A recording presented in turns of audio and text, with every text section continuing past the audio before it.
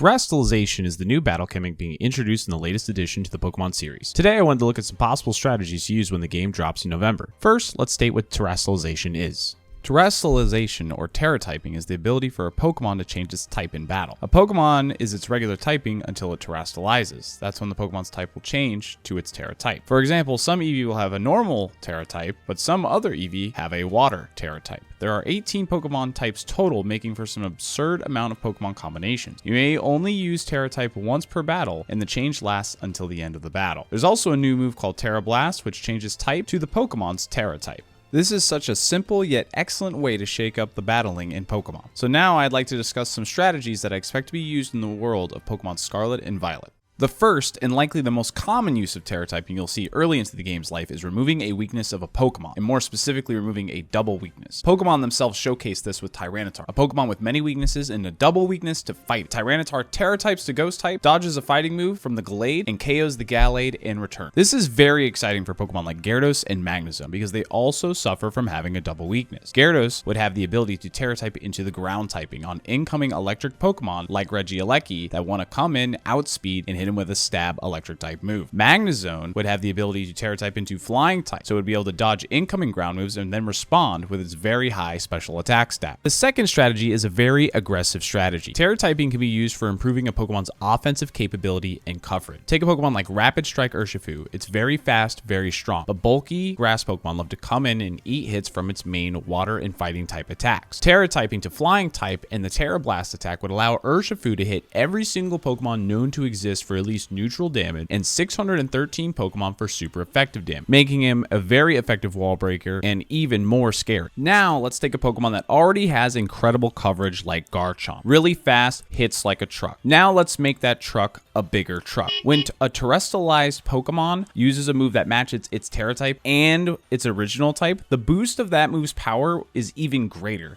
So if we Tera-Type a Garchomp to ground type, it would make Garchomp's Earthquake effectively 200 power.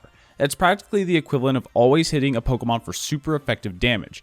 The third strategy I'd like to talk about is taking advantage of an ability. Pokemon showcase this very well with Colossal. Colossal, being fire and rock, is double weak to water type. It Tera-Types to water type itself to resist an oncoming water move, and it activates Colossal's ability, Steam Engine. Steam Engine is an ability that maximizes Colossal's speed when it is hit by a water move, allowing it to take advantage of the buff without taking double damage. Pokemon with the ability Levitate can use this strategy defensively by Tera-Typing into electric type to remove their weakness altogether.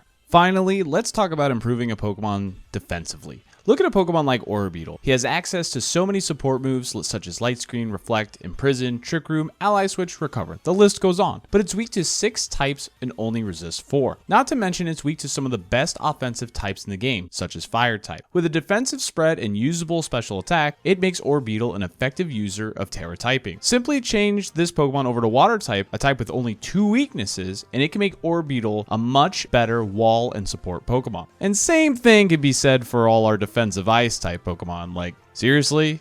Ice only resists ice? What strategies do you look forward to using in Pokemon Scarlet and Violet? What are some other strategies I'd like to see covered, or ones I maybe didn't think of? Let me know in the comments below. Thanks for watching, hit subscribe, and check out my Twitch channel where I'm live almost every day.